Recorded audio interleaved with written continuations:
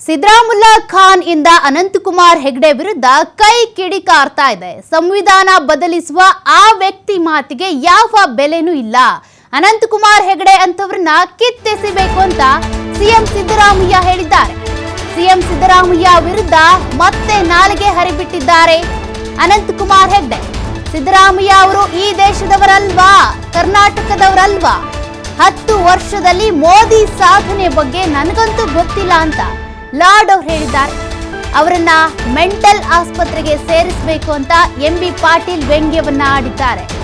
ಅಂದ್ರೆ ಪದೇ ಪದೇ ಸಿದ್ದರಾಮಯ್ಯನವರ ವಿರುದ್ಧ ಒಂದ್ ರೀತಿಯಾಗಿ ವ್ಯಂಗ್ಯ ಹೇಳಿಕೆಗಳನ್ನ ಕೊಡ್ತಿರುವಂತಹ ಸಂಸದ ಅನಂತಕುಮಾರ್ ಹೆಗಡೆ ಅವರ ವಿರುದ್ಧ ಕೈ ನಾಯಕರು ಈಗ ಮುಗಿಬಿಟ್ಟಿದ್ದಾರೆ. ದೀಪ ಆರೋಕ್ಕೂ ಮುಂಚೆ ಜೋರಾಗಿ ಉರಿಯುತ್ತೆ ಅಂತ ಲಕ್ಷ್ಮಣ್ ಸವದಿ ಕೂಡ ವಾಗ್ದಾಳಿ ನಡೆಸಿದ್ದಾರೆ.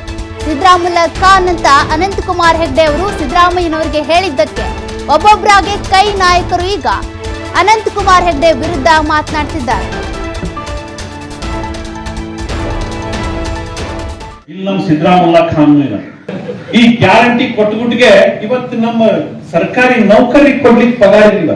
ನಿಮ್ಗೆ ಯಾರಾದ್ರೂ ನಿಮ್ ಸಂಬಂಧಿಕರು ನಿಮ್ ಇವರು ಇದ್ರೆ ಕೇಳ್ರಿ, ನೌಕರಿಗೆ ಕೊಡ್ಲಿಕ್ಕೆ ಇವತ್ತು ಪಗಾರ ಇಲ್ಲ, ಅಭಿವೃದ್ಧಿ ಕೊಡ್ಲಿಕ್ಕೆ ಪಗಾರ ಇಲ್ಲ, MLA-ಗಳಿಗೆ ನಾವು ದುಡ್ಡು ಕೊಡುದಿಲ್ಲ, ನಮ್ಮ ಹತ್ರ ದುಡ್ಡಿಲ್ಲ ಅಂತ ಅಂತಾರೆ.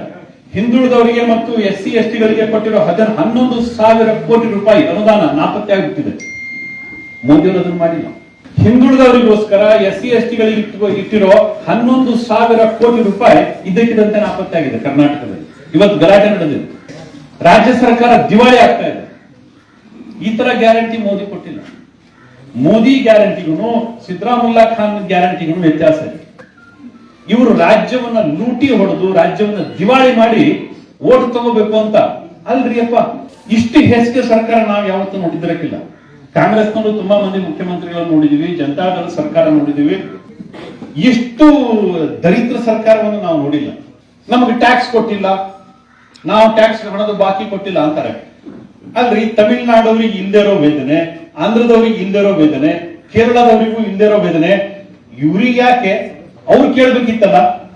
ಅನ್ಯಾಯ ಮಾಡಿದ್ರೆ ನೀವು ಬಿಜೆಪಿ ಅವರಲ್ಲ ಅಂತ ಮೋದಿ ಅವರು ಅವರಿಗೂ ಕೂಡ ನಿಮಗೆ ಅಭಿವೃದ್ಧಿಗೆ ಹಣ ಕೊಡುದಿಲ್ಲ ಅಂತ ಕಳಿಸ್ಬೇಕಿತ್ತಲ್ಲ. ಅವ್ರಿಗೆ ನಮ್ಮ ಸಿದ್ದರಾಮುಲ್ಲಾ ಖಾನ್ ಈ ಕಾಮಾಲೆ ರೋಗದವ್ರಿಗೆ, ಕಾಮಾಲೆ ರೋಗ ಇರ್ತದಲ್ಲ, ಅವ್ರಿಗೆ ಕಾಣ ಎಲ್ಲ ಹಳದಿಯಾಗಿ ಕಾಣ್ತೇವೆ ಅಂತವ್ರಿಗೆ ಏನ್ ಮಾಡಕ್ಕಾಗುತ್ತೆ? ಕಾಮಾಲೆ ರೋಗ ಅವ್ರಿಗೆ ಅವರು ಮಾತು ಹೇಳೋದು ಸಬ್ಕ ಸಾಥ್ ಸಬ್ಕ ವಿಕಾಸ್ ಅಂತ ಮಾತಾಡಿ ಮುಸ್ಲಿಮಾನರನ್ನೇ ವಿರೋಧ ಮಾಡೋದು. ಈಗ ನನಗೆ ಯಾಕೆ ಸಿದ್ದರಾಮುಲ್ಲಾ ಖಾನ್ ಅಂತ ಕರೀತಾರೆ? ಯಾಕ್ರಿ ಹೇಳ್ತಾರೆ? ಅವರು ಅಲ್ಪಸಂಖ್ಯಾತ ಧರ್ಮಕ್ಕೆ ವಿರುದ್ಧವಾಗಿರೋರು, ಅದಕ್ಕೆ ಹಂಗೆ ಕರೀತವೆ ಅಷ್ಟೇ. ಅನಂತಕುಮಾರ್ ಹೆಗಡೆ ಈ ಸಂವಿಧಾನನೇ ನಾವು ಅಧಿಕಾರಕ್ಕೆ ಬಂದಿರೋದೇ ಈ ಸಂವಿಧಾನ ಬದಲಾವಣೆ ಮಾಡೋಕ್ಕೆ ಅಂತ ಬಂದವರು. ಅವರು ಲೋಕಸಭಾ ಸದಸ್ಯರಾಗಕ್ಕೆ ಲಾಯಕ? ಹೇಳಿ ನೋಡೋಣ.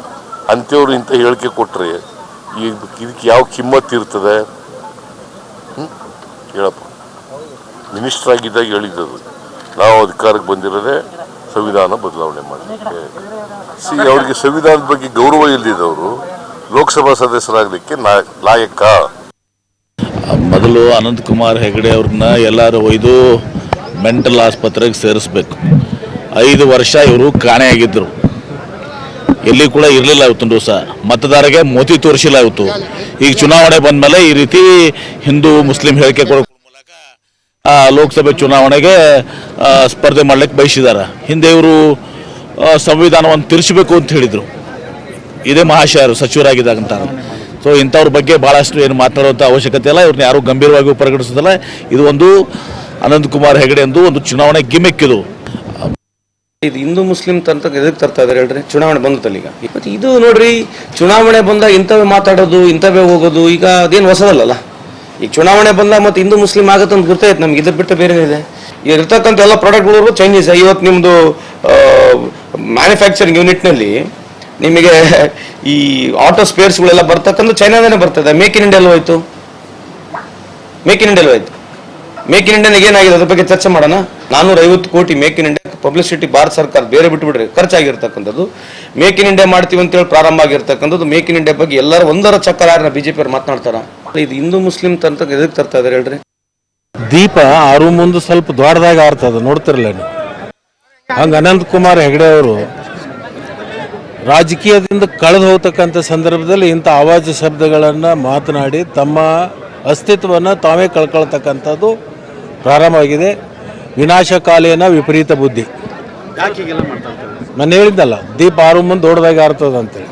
ಅದಕ್ಕೆ ದೀಪ ಆರು ಮುಂದೆ ಸ್ವಲ್ಪ ದೊಡ್ಡದಾಗಿ